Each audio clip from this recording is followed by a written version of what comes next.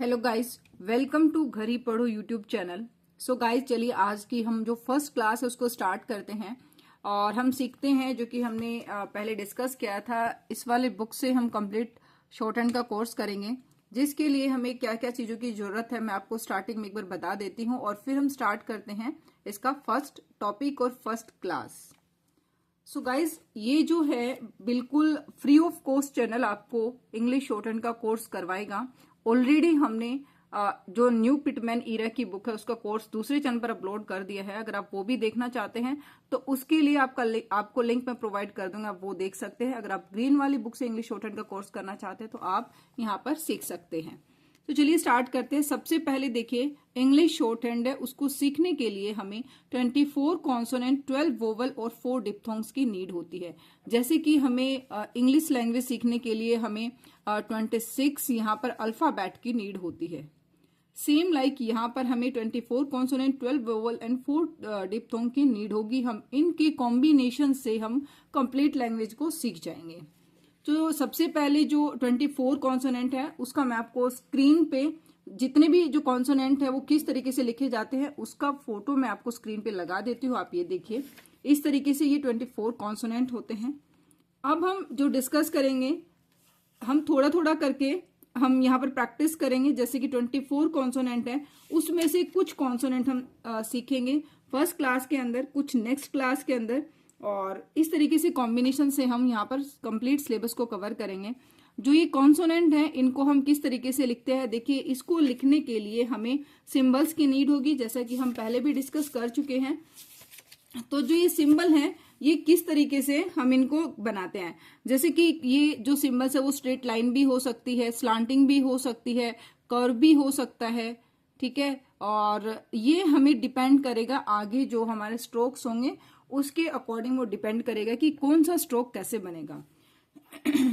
Next, अब हम इसके अलग अलग जो 24 कॉन्सोनेंट है उनको अलग अलग कैटेगरी में डिवाइड किया गया है, उसको हम फर्दर आगे सीखेंगे। सबसे पहले हम सीखते हैं यहाँ पर कुछ कॉन्सोनेंट, जैसे कि P, next one is B, T, D, च एंड जो।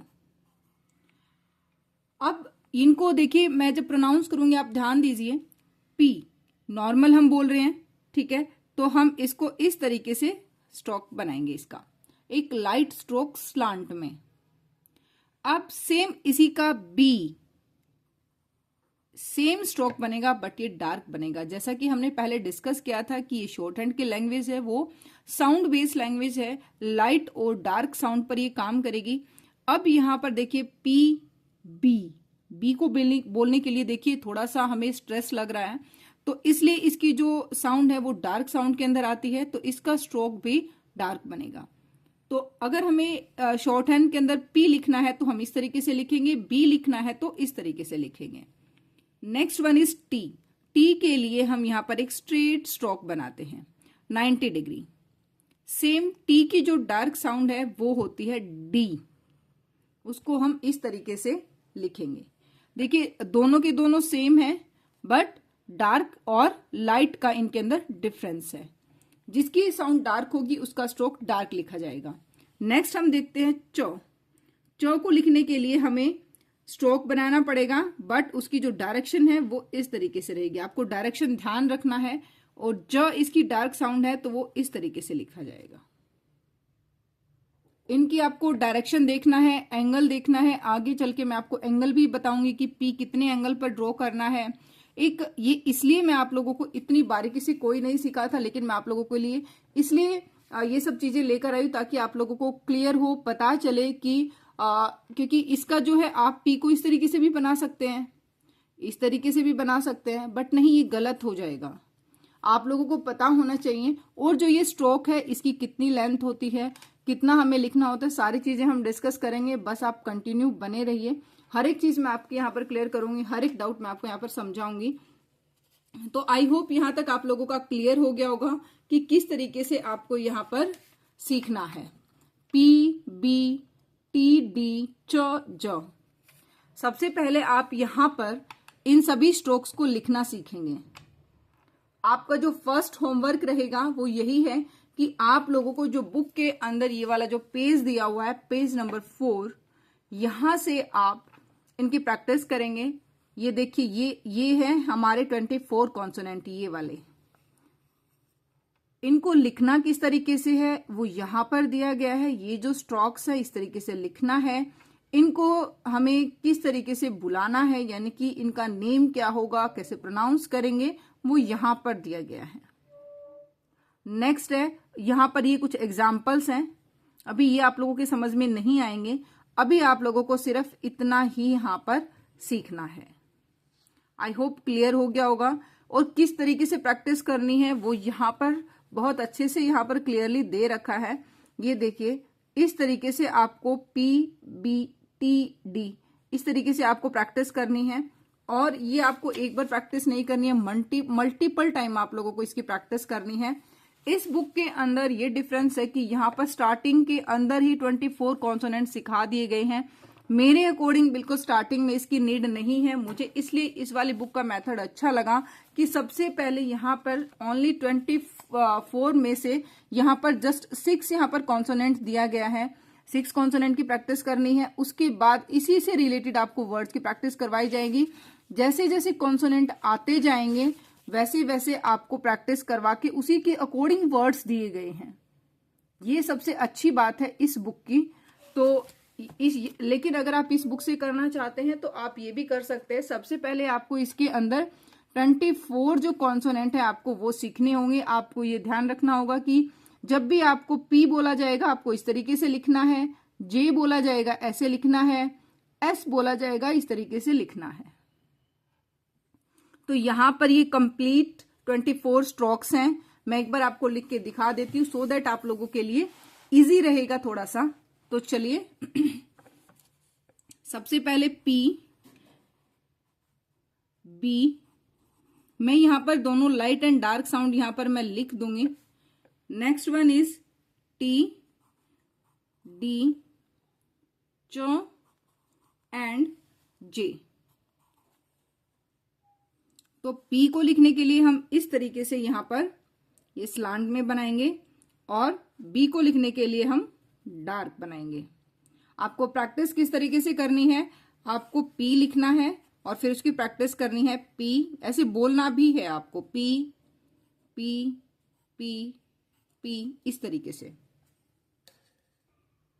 बोलते जाना है और लिखते जाना है। इस तरीके से आपको, जैसे कि ये कंप्लीट लाइन हो गई, सेकंड लाइन कम से कम 2 लाइन में आप बोलेंगे और लिखेंगे। नेक्स्ट आता है हमारा B। B को लिखने के लिए सेम आप B इस तरीके से बोलेंगे, B B B B, ऐसे बोलते जाएंगे और लिखते जाएंगे। नेक्स्ट सेम च बोलेंगे आप और उसको उसी तरीके से आप लिखते जाएंगे। लेकिन इनकी जो डायरेक्शंस है वो आपको ध्यान रखने होंगे। जैसे कि P को लिखने के लिए मैंने यहां पर लेफ्ट टू राइट स्ट्रोक बनाए हैं, बट च को लिखने के लिए राइट टू हम लेफ्ट स्ट्रोक बनाएंगे। च च च, इस तरीके से। अब ज को बनाने के लिए हम यहाँ पर डार्क करेंगे, ज ज, इस तरीके से हम स्ट्रोक्स बोलते जाएंगे और लिखते जाएंगे। 2 से 3 लाइन के अंदर हम प्रैक्टिस एक ही यहाँ पर कॉन्सोनेंट की प्रैक्टिस करेंगे। Same like T T T T, इस तरीके से। फिर D D D D D, इस तरीके से बोलते जाएंगे और लिखते जाएंगे, प्रैक्टिस करते जाएंगे। फिर हमारे धीरे धीरे माइंड में बैठना शुरू हो जाएगा कि P को किस तरीके से लिखना है, B को कैसे, च को, T को, D को, इस तरीके से आप लोगों को प्रैक्टिस करनी है। जो 24 के 24 कॉन्सोनेंट है सभी की प्रैक्टिस करनी है। एक बार मैं एक एक बार करके इनको लिख के दिखा देती हूँ। P को लिखने के लिए आपको इस तरीके से लेफ्ट टू राइट नीचे आना है। सेम B में च के अंदर आपको टॉप से बॉटम में आना है। इनकी डायरेक्शन भी दी गई है, वो भी इंपॉर्टेंट है। ऐसा नहीं कि आप इस तरीके से लिख देंगे, ऐसे नहीं लिखेंगे, ये गलत हो जाएगा। आपको इसी फ्लो में बनाना, बिकॉज आगे चल के एक वर्ड दूसरे वर्ड से जब कनेक्ट होगा, एक कॉन्सोनेंट दूसरे कॉन्सोनेंट से कनेक्ट होगा, तो उस टाइम प्रॉब्लम आएगी अगर आप अपने अकॉर्डिंग करेंगे तो। इसलिए कोई भी चीज अपने अकॉर्डिंग नहीं करनी है।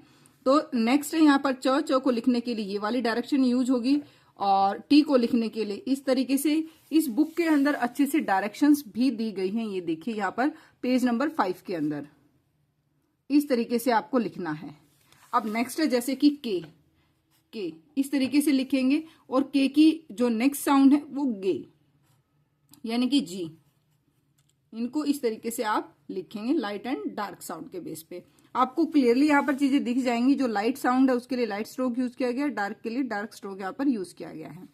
नेक्स्ट है यहाँ पर एफ को लिखने के लिए आपको इस तरीके से सेमी सर्कल, इस तरीके से एक सेमी सर्कल से भी यानी कि एक सर्कल का 1/4 पार्ट यहाँ पर आपको बनाना है। जैसे कि अगर हम एक सर्कल को समझेंगे और उसके हम यहाँ पर 4 पार्टीशन अगर हम करते हैं तो ये वाला जो पार्ट रहेगा तो इसका जितना कर्व है, इसका जितना एंगल है, सेम उसी तरीके से एफ बनेगा। बहुत अच्छे से आगे हर एक स्ट्रोक के बारे में हम सीखेंगे। नेक्स्ट सेम इसी तरीके से जो एफ है सेम उसी का जो ये है ये डार्क बनाएंगे तो हम बन जाएगा वी। आई होप इतना क्लियर हो गया होगा। नेक्स्ट हम देखते हैं टी एच। इसको लिखने के लिए हम स्ट्रेट यहां पर ये बनाएंगे स्ट्रोक और इस तरीके से रिपीट नहीं करनी है पेंसिल, सिर्फ एक बार ही आपको बनाना है। नेक्स्ट है दी। टी एच की जो साउंड है एक तो होती है इथ और एक होती है दी, तो उसके लिए डार्क साउंड यहां पर बनेगी। नेक्स्ट है एस के लिए हम यहां पर जैसे कि इसको जो लिखने का तरीका था वो इस तरीके से था और इसको हम ऊपर से नीचे ही लिखेंगे, बट जो इसका फेसिंग है वो फेसिंग चेंज हो जाती है। इसका फेस इस तरीके से रहेगा और इसका फेस इस तरीके से रहेगा एस। इसी की जो डार्क साउंड है वो जी है, जिसको हम जेड से डिनोट करते हैं, वो इस तरीके से डार्क रहेगा। ये लाइट होगा, ये डार्क होगा। नेक्स्ट है हमारा इश, एस एच। इसके लिए हम जैसे कि एफ के लिए हमने ये वाला सर्कल का ये वाला पार्ट हमने समझने के लिए यहां पर ड्रॉ किया था। जो ये वाला जो पार्ट बचेगा ये हम एस एच यानी कि इश के लिए यूज करेंगे, जिसको हम इस तरीके से बनाएंगे, लाइट स्ट्रोक बनेगा। इसी का जो डार्क रहेगा वो जी होगा, जेड और एच से मिलके बनेगा, उसका जो है स्ट्रोक ऐसे डार्क बनेगा जी। सेम नेक्स्ट जो एम है, एम को हम इस तरीके से बनाएंगे। एन के लिए हम यहां पर ऐसे बनाएंगे। इंपॉर्टेंट बात कि एम और एन का जो स्ट्रोक है दोनों लाइट है, लेकिन जो इनको लिखने का तरीका है, देखिए एम को हमने ऐसे लिखा है और एन को इस तरीके से लिखा है। इनका जो डार्क है वो एनजी होता है, जिसको हम इंग कहते हैं। इस तरीके से हम इसको लिखेंगे इंग, ये इसका डार्क स्ट्रोक है। नेक्स्ट है हमारा एल को लिखने के लिए हम यहां पर अपवर्ड इस तरीके से, जो ये हमने सेमी सर्कल यहां पर सीखा था, अगर हम बात करें कि ये हमारी बेस लाइन है तो यहां से ऊपर की तरफ ये हमारा बनेगा एल। इसको लिखने का तरीका ये होगा एल। इसी की जो अब हम बात करें अपोजिट होता है इसका आर, जिसके लिए हम इस तरीके से लिखेंगे वो आर होगा। लेकिन आर को हम दो तरीके से लिखते हैं, एक होता है हमारा अपवर्ड आर, ये होता है हमारा डाउनवर्ड आर, इसको ऐसे लिखा जाता है, और एक होता है हमारा अपवर्ड आर। उस आर को लिखने के लिए हम इस तरीके से स्ट्रोक बनाते हैं। देखिए ये सेम स्ट्रोक हमने यहां पर भी पढ़ा था, लेकिन इसकी डायरेक्शन अलग थी और यहां पर इसकी डायरेक्शन अलग है, तो इसलिए डायरेक्शंस बहुत इंपॉर्टेंट है। नेक्स्ट है जैसे कि डब्ल्यू को लिखने के लिए हम इस तरीके से स्टार्टिंग में एक छोटा सा हुक बनाएंगे और अपवर्ड डायरेक्शन में लिखेंगे, ये ध्यान रखना है। इस तरीके से हम इसको लिखेंगे। सेम वाई में भी हम हुक बनाएंगे, बट उसका जो फेस है वो डिफरेंट रहेगा, इस तरीके से वो अपवर्ड बनेगा, लेकिन ये देखिए इन दोनों का जो फेस है वो टोटली डिफरेंट है। नेक्स्ट है हमारा एच को बनाने के लिए हम यहाँ पर सर्कल बनाएंगे और नीचे की तरफ, और दूसरा जो एच है हमारा एच दो तरीके से बनेगा।